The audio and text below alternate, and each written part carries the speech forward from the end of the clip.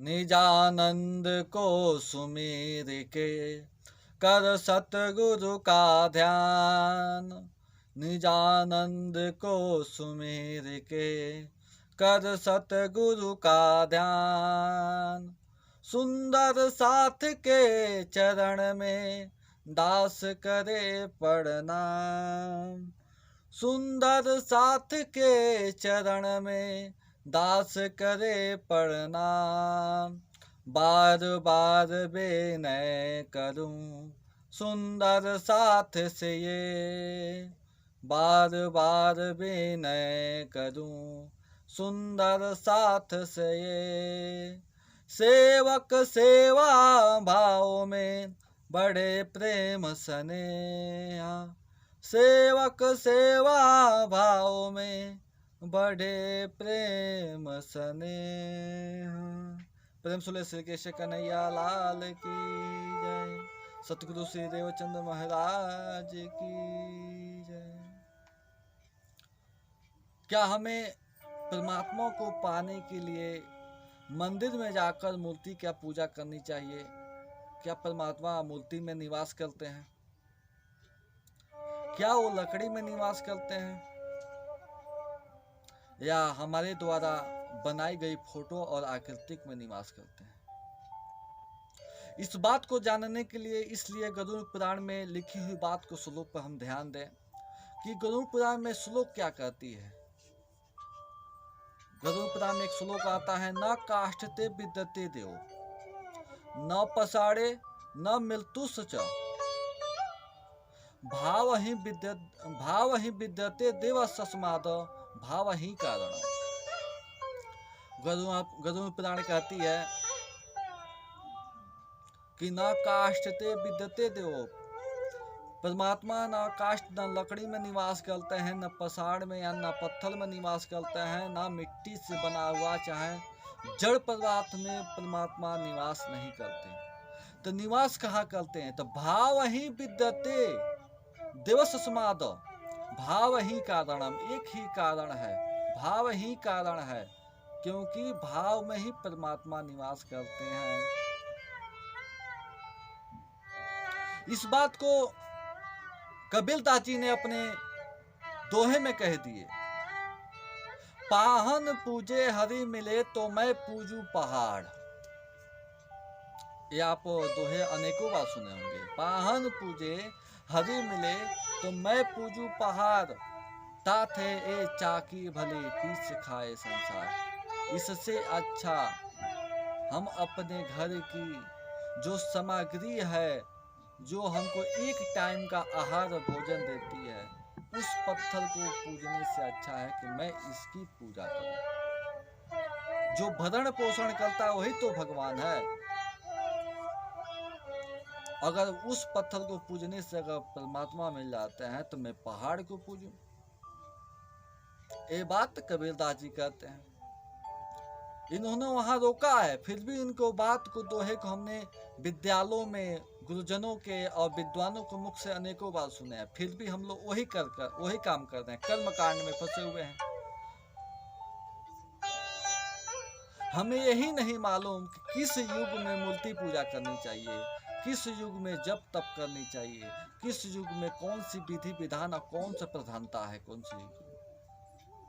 हमने सुने हुए हैं कि कल युग में केवल नाम एक आधार है।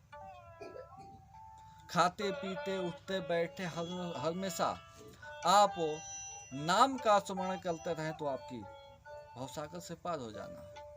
वो नाम कौन सा है, इसको आपको जानना आवश्यक है। अपनी खोज करनी चाहिए, आप खोजिए वो कौन सा नाम है। गरुड़ पुराण भी कह दिया कि इसमें परमात्मा निवास नहीं करते, और कबीरदास जी भी कह दिए कि यहाँ अगर नहीं मिलते परमात्मा। लेकिन फिर भी हम इन बीजक की बात को नहीं मानते और गरुड़ पुराण में लिखी हुई बातों को नहीं मानते। हम ढोंगी पाखंडी ब्राह्मणों की बात को मानते हैं, शास्त्र वेद की बात को नहीं मानेंगे। किसी ने कह दिया उसको बात को मान लिए। क्या हमारे वेद पुराण शास्त्र से बड़े ये लोग हैं? अगर ये लोग कह दें कि ऐसा नहीं ऐसा है वैसे क्या, क्योंकि हम लोग विष्णु भक्त, राम भक्त इत्यादि भक्त नहीं हैं, हम लोग बाभन भक्त हैं। ब्राह्मण भी भक्त नहीं है, बाभन भक्त हैं। यहाँ ब्राह्मण तो कोई है ही नहीं। कर्म कांड में लपटे हुए हैं, रोजी रोटी चला रहे हैं। हमें शब्द चीनो, सत्य जानो तो शब्दा चीनो। कहते हैं कि सत्य आप जानना चाहते हैं तो शब्द को चिन्हिए कि वो श्लोक, वो दोहे क्या कह रहा है। लेकिन हम लोग इसको जानना नहीं है, बस यही कहेंगे कि परंपरा है, दादा परदादा करते आ गए, आते हम लोग भी करेंगे। वो भी आप परंपरा को भी नहीं निभा पा रहे हैं।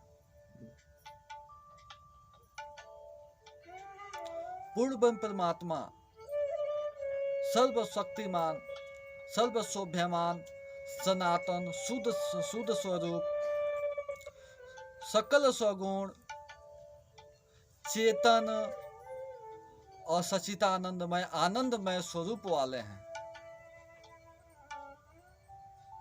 उनकी तुलना हम पृथ्वी, जल, वायु, आकाश और तेज, ये 5 तत्व जो नस्वान कहे गए हैं शास्त्रों में,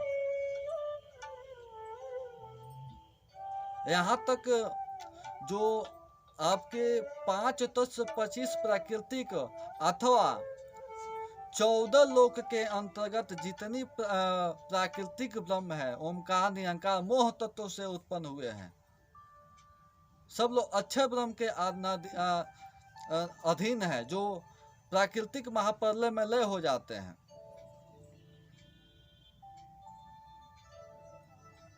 उनके द्वारा जो नस्वान है, उनके द्वारा जो भी चीज है, उससे तुलना हम पूर्ण परमात्मा से करते हैं। जैसे कि अगर हम उजाला और प्रकाश की तुलना एक करते हैं तो हमारी विवेकता नहीं, नादानता है, हम अज्ञानी हैं, एक गलत करते हैं। कभी भी हम उजाला और प्रकाश, उजाला और अंधकार की तुलना एक साथ नहीं कर सकते, लेकिन हम लोग ऐसे ही करते हैं। पूर्ण परमात्मा की हम स्वरूप को मिट्टी से बनाते हैं, बल्कि वो जड़ है, लकड़ी से बनाते हैं, वो भी जड़ पदार्थ है, इसकी तुलना हम करते हैं, तो ये हमारी अज्ञानता है, ऐसी नहीं करनी चाहिए। एक बात और आती है,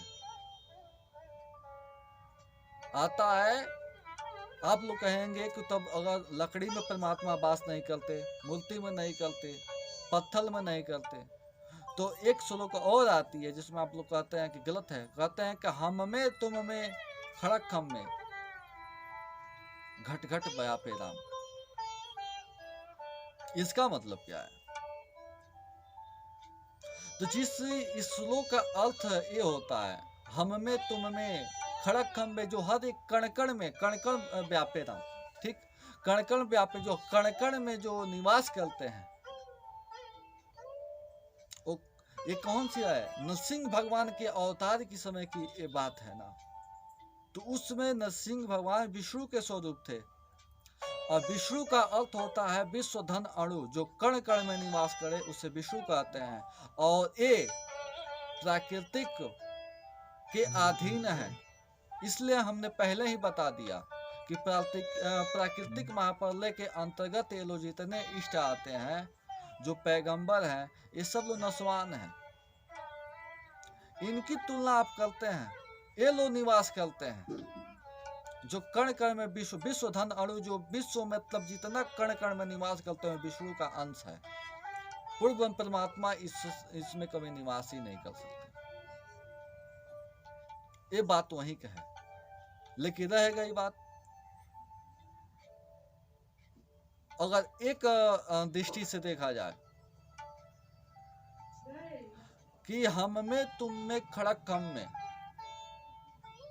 कणकण बसते राम, तो पहले जानिए राम कौन है, कौन सी राम की बात। अगर इस राम को देख रहे हैं तो जो विष्णु को अगर समझ रहे हैं तो यहाँ के हैं, अगर आप इनसे परे जाते हैं, इनसे परे सोचेंगे, तो ये आता है परम धाम दिव्य ब्रह्मपुर धाम में श्री प्राण प्रीतम श्री कृष्ण अक्षरातीत,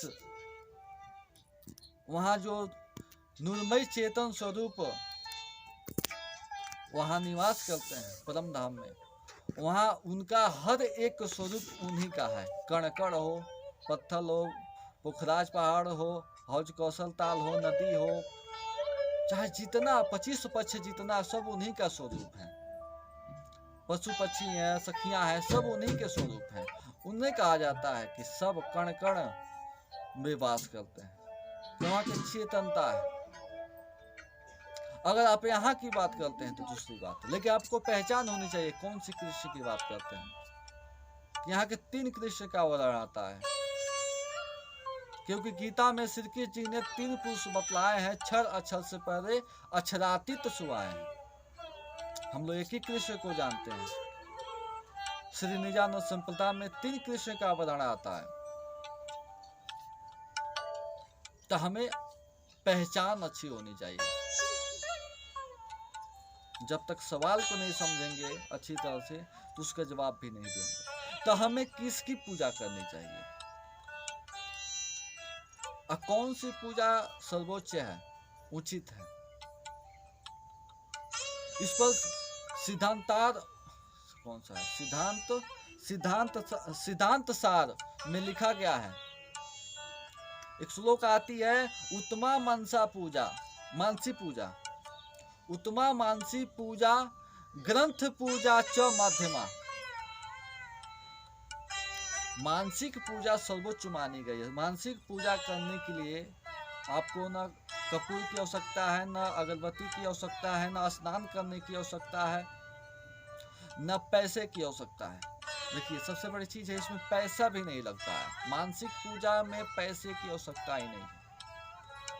और मानसिक पूजा आप स्नान किए हो न किए हो, उससे कोई मायने नहीं। आप कहाँ बैठे हैं इसका भी कोई मायने नहीं। मानसिक पूजा कहीं भी हो जाता है, और एक क्षण की पूजा आपको सफल हो जाती है। और 4 घंटा हम घंटी बजाएं, आरती गाएं, पूजा करें, इससे व्यर्थ है, ये विफल हो जाती है, निष्फल हो जाती है। तो उस बात को सिद्धांत सार में कहा गया है, उत्तमा मानसी पूजा, ग्रंथ पूजा च माध्यमा। ग्रंथ पूजा, ग्रंथ की पूजा, क्योंकि आप देखिए गुरुवाणी की पूजा की जाती है। सिखों जितने सिख हैं सब लोग गुरुवाणी की पूजा करते हैं। कुरान की पूजा होती है। वैसे ही हमारे श्री निजानंद संप्रदाय में श्री साहेब जी की पूजा करते हैं, क्योंकि तारतम्य जनाति सच्चिदानंद लक्षणम, उनके सिवा, उनके बिना, और आपको सुप्रीम परमात्मा को जानना है तो जानने की एक ही उनकी लक्षण को जानना है तो तारतम्य ही है। तारतम्य के सिवा आप किसी भी चीज से नहीं आप जान सकते। निज नाम पढ़ा 3 सब पढ़ा, सब ग्रंथों का भेद। निज नाम पढ़ा 3 सब पढ़ा, सब ग्रंथों का भेद। निज नाम बिना खाली गए, पढ़ पढ़ चारों वेद। आपने निज नाम पढ़ लिया तो आप सब पढ़ लिए। जितना ग्रंथ है सब ग्रंथों का भेद, जो चीज है वो हमारे तालतन में मिल जाएंगे, निज नाम में मिल जाएंगे। अगर आपने 4 वेद पढ़ लिया लेकिन निज नाम नहीं पढ़े तो बुझिएगा आप कुछ नहीं भेद जाने, क्योंकि पूर्व परमात्मा के जानने का एक ही माध्यम, एक ही सरल उपाय, एक ही तरीका, एक ही तरकीब है, वो है तारतम्य। कहते हैं मानसिक पूजा, उत्तमा मानसी पूजा, ग्रंथ पूजा मध्यमा, अधमा कलिप्ता पूजा, बाह्य की तत्व धमाधमा। कहते हैं कि मानसिक पूजा सर्वोच्च है, ग्रंथ की पूजा करनी चाहिए। और